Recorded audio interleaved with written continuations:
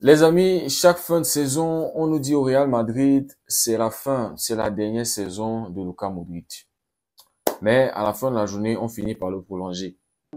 Hier, vu une information comme quoi Xabi Alonso veut que Don Luka soit dans son effectif la saison prochaine.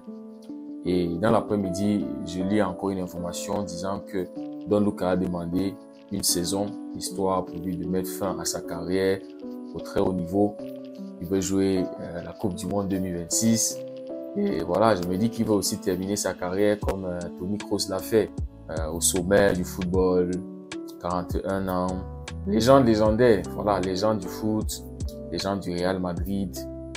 Ah, c'est mérité aussi, hein, c'est aussi mérité. Mais bon, chaque fin de saison, on nous dit c'est la fin, mais on prolonge encore. Salut la famille, j'espère que vous allez bien. Vous connaissez Pape Gueye, non?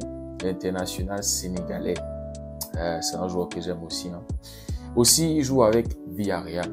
Après le match de Villarreal, je ne sais pas si vous l'avez déjà lu, il y a des joueurs qui disaient « Voilà, il est meilleur que Messi ». Là, il parle de Lamine Yamal. Je me rappelle que dimanche, on a joué contre Villarreal, on a perdu malheureusement. À un moment, il m'a regardé droit dans les yeux. Yamal. J'ai pensé « j'ai pas envie de finir dans un edit TikTok ». Vous connaissez Yamal avec TikTok et le nouveau monde avec des edits et tout. Donc, lui, d'abord, et puis il a dit, j'ai reculé direct. Fin de saison tranquille, c'est mieux. Pour finir dans la paix. Hein, les choses de Lamine Yamal, pardon. Aujourd'hui, Yamal, c'est lui qui décide des actions du Barça à 17 ans. Il est vraiment très mature dans son jeu. Le coach avait carrément demandé des prises à deux sur lui. Les gars, quand je regarde Lamine Yamal aujourd'hui, il me fait penser à Luffy. Pour ceux qui ont déjà vu One Piece, il est petit comme ça, là. Tu le négliges. Mais quand c'est le moment des combats, ça dit si tu n'as jamais vu One Piece, tu tombes un jour sur One Piece, tu vas le voir là, dans le groupe en train de se marrer. C'est lui qui fait la plus grosse bêtise. Même dans la tête même, tu as l'impression qu'il n'y a rien. Mais quand il faut combattre, quand on est au sommet, ça dit quand le combat là, hein, quand il faut combattre, c'est là où tu vois le mince là, le petit là, hein, qui a mangé seulement de fruits de gomme là. Tu le vois avec un costaud gaillard comme ça là, c'est lui qui va aller taper. C'est dans les combats que tu comprends que c'est lui qui est le chef. C'est lui qui est le leader. Les amis, Lamine Yamal aujourd'hui a pris le monde en otage. Voilà, Pape Gueye. Je pense pas Pape Gueye, c'est son grand frère. C'est la génération devant Lamine Yamal. C'est-à-dire, en toutes les langues, on le dit, c'est le meilleur joueur. En arabe, en espagnol, en italien, en ma langue, en ta langue, en anglais, en français. Les coachs, les joueurs, hein, les blogueurs, la génération passée, la génération présente, sa génération, la génération, tous. Yamal, c'est le meilleur joueur. Les gars, je ne sais pas s'il y a un joueur qui marque plus cette saison que Yamal. On a vu les critères du Ballon d'Or. Si le premier critère là, c'est sur 2 points, je pense que Yamal va manger tout là-bas. Caractère impressionnant et tout, collectif. Et Yamal là-bas, déjà, il coche. Il prend déjà, ça dit chez tous les journalistes. Les gars, il y a cette rumeur du 10 qui est sortie depuis hier. Yamal probablement va être le 10 du Barça la saison prochaine. Moi, je vous pose la question. Est-ce que vous sentez qu'il est prêt pour le 10? Est-ce que vous voulez le voir porter le maillot de Dorsal 10? Quand j'ai vu cette rumeur, la première question que je me suis posée, qu'est-ce que Ansu Fati devient? Ça veut dire Ansu Fati va partir. Parce que moi, je vois ça comme un message. Si vous allez l'enlever de Dorsal 10, la seule chose qui lui donne cette importance-là, je me dis, hein, s'il n'y a que ça, quand il porte ce 10-là, le temps où il entre en jeu, il est là avec le 10, ça ramène des vieux souvenirs quand il était le prince et avec Lionel Messi. Il a joué avec le GOAT. Quand Lionel Messi part, c'est celui qui avait des espoirs. C'est lui qu'on voyait comme la relève, comme celui qui va porter le Barça vers des jours glorieuses. Mais malheureusement, les blessures ont... Et puis ce maillot-là, le Dorsal 10 qu'il avait porté, on s'est dit non, c'est pas, il faut le laisser écrire sa legacy.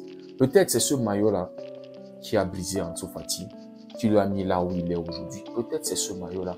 Parce que la legacy de Lionel Messi est très très grande. Là où Ronaldinho avait laissé le 10 là avec un ballon d'or, Messi l'a porté avec 8 ballons d'or, 6 souliers d'or, Coupe du Monde, Copa, Champions, tout. C'est-à-dire qu'il a tellement porté le 10 là à un niveau. On se rappelle qu'en début de cette saison, le Barça voulait déjà mettre le 10 sur Lamine Yamal. Mais Yamal, par respect pour son grand frère Ansu Fati, et c'est un joueur qu'il aime, on l'a vu lors du match contre Dortmund quand on menait 4-0, il demande à Anti-Flick, fais-moi sortir, fais entrer Ansu Fati. Par respect pour Ansu Fati, il dit non, je ne veux pas prendre le 10. Donnez-moi le 19, je suis tranquille avec. Donc déjà, on voulait lui donner ce 10. Donc maintenant, cette rumeur, elle sort, elle est partout. Aujourd'hui, elle n'a fait que s'accentuer. Tu le voyais sur tous les médias, les Yamal 10, Yamal 10, Yamal 10. Donc ça veut dire, Ansu Fati va partir. On nous avait dit, avant le match de Villarreal, qu'il va être titulaire et il va faire ses adieux. J'ai attendu. Il n'a pas été titulaire, il n'a même pas joué. C'était le dernier match de la saison à domicile, dans un stade qui était plein pour célébrer le titre. Si c'est vrai que Ansu Fati va partir, pourquoi on ne l'a pas fait jouer? Peut-être Anti-Flick ne compte plus sur lui. Mais le président dit qu'il aime Ansu Fati et qu'il est aimé dans le vestiaire. C'est un joueur qui apporte de l'harmonie et tout, qui est respecté aussi dans le vestiaire. Et lui, en tant que président, il aimerait que Ansu Fati puisse retrouver du temps de jeu, qu'il puisse réintégrer, en fait, qu'il revienne sur le terrain.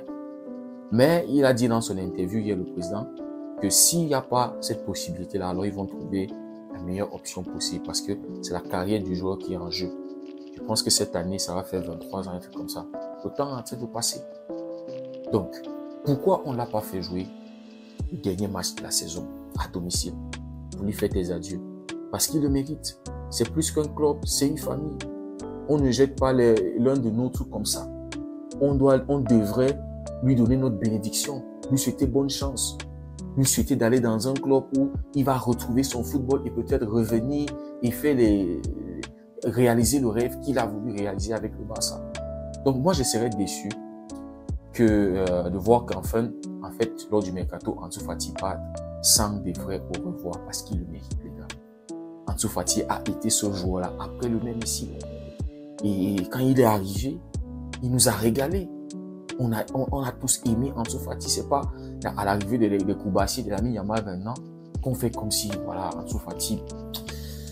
C'est vrai, le club a beaucoup donné pour que Ansu Fati puisse revenir.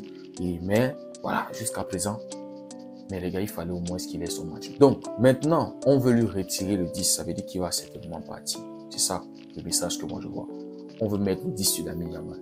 Je vous pose la question, est-ce que Yamal est prêt?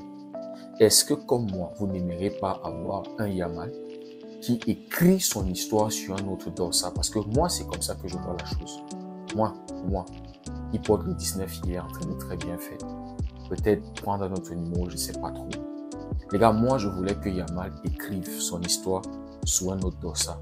Les gars, là où Lionel Messi a mis ce 10-là, je ne sais pas si Yamal va pouvoir porter ça et amener à un autre niveau. Moi, je ne sais pas. Un truc que je sais, si Yamal est épargné des blessures, avec toute la précaution qu'il est en train de battre maintenant, des records et tout, à 17 ans, les amis, un truc dont je suis convaincu, si tout va bien pour lui, si sa carrière va normalement comme une carrière normale doit aller, comme Messi a eu, comme Ronaldo, les gars, je pense que Lamine Yamal va être un très grand joueur. Il aura un nom dans ce sport. Mais je souhaiterais qu'il écrive cette histoire-là sur un autre dossard, de sorte que la génération qui est derrière, qui regarde déjà à lui, puisse admirer, puisse vouloir aussi porter. Les gars, c'est comme ça que moi je vois le truc. Mais est-ce que Yamal est prêt, selon moi, pour porter ce 10? Oui. Je vous disais, Yamal, quand je le vois, il me fait penser à Luffy. C'est dans le moment où les combats sont au prime que Luffy se sublime. C'est là où il se découvre. C'est là où il débloque d'autres niveaux. Et on le voit avec Lamine Yamal.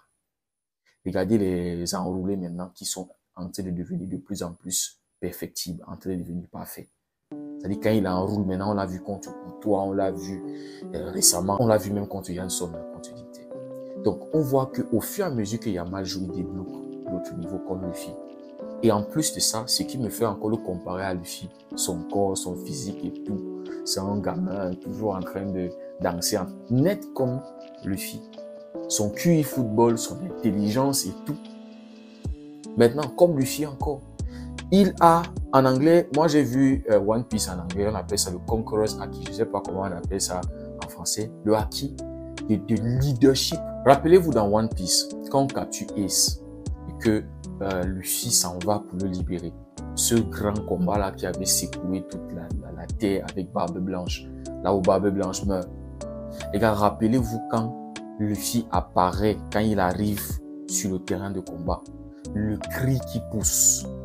Et Barbe Blanche se tourne et dit, mais c'est qui ce petit?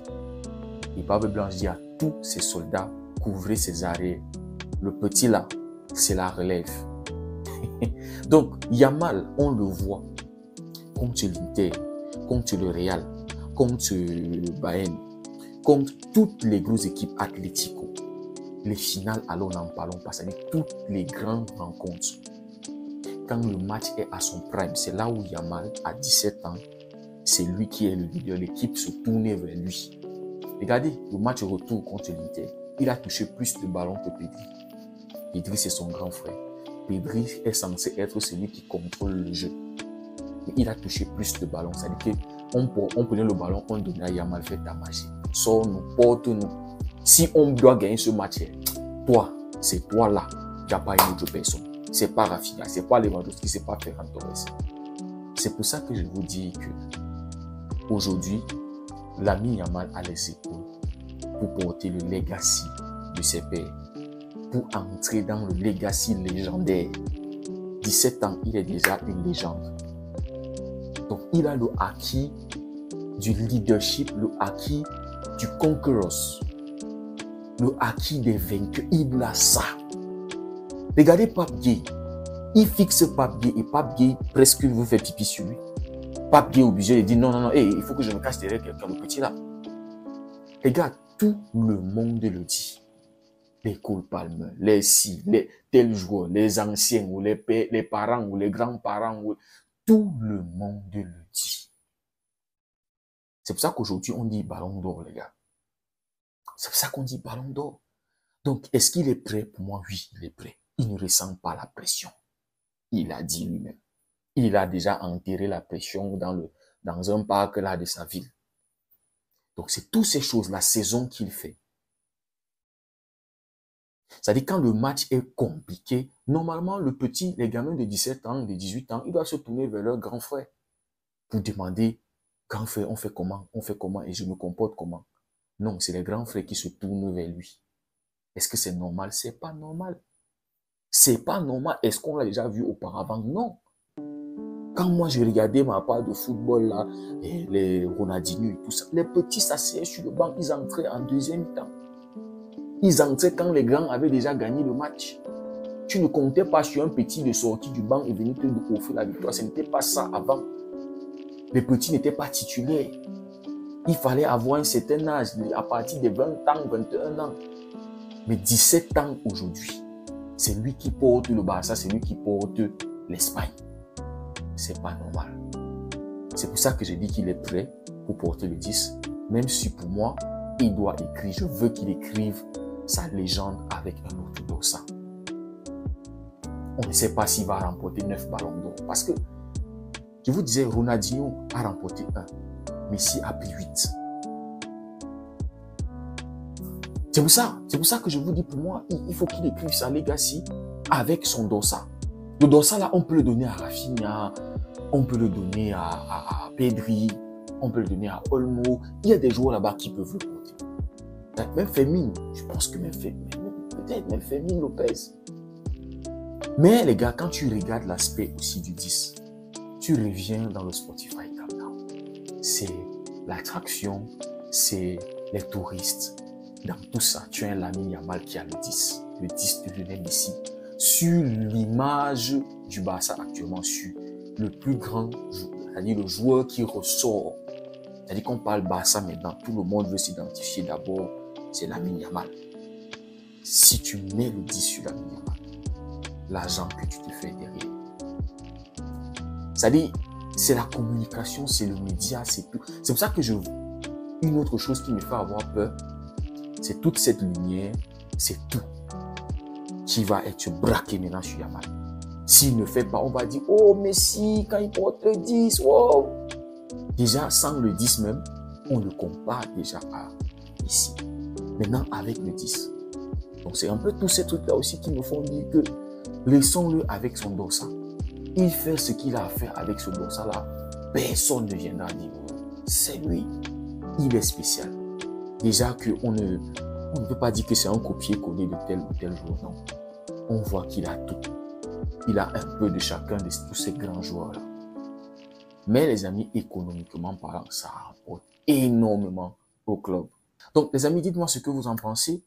Pour moi, je pense que on peut dire au revoir à Ansu Fati. Je sais pas, on enlève le 10, c'est pour lui donner quel dossard. Il reste, comment ça va se passer? Est-ce que enlever ce dossard aussi à Ansu Fati lui fera du bien, va le libérer? Est-ce que le poids de ce dossard-là pèse encore lourdement sur Ansu Fati parce qu'on a du mal à le reconnaître? Donc, est-ce que en enlevant ce dossard sur Ansu Fati, lui donner un autre dossard, est-ce que ça ne va pas l'affecter encore plus psychologiquement, se sentir rejeté, complètement abandonné par son club, le club qu'il a élevé, le club qu'il a révélé au monde? C'est tous ces aspects-là que moi j'essaie de considérer dans tous ces rumeurs de Yamal porté de dossard 10. Donc dites-moi ce que vous en pensez dans les commentaires. Si le contenu vous a plu, n'hésitez surtout pas à liker. Pour ceux qui découvrent la communauté, n'hésitez pas à vous abonner. Merci énormément d'avoir suivi la vidéo. Prenez tout soin de vous, on se dit à très bientôt. Que Dieu vous garde.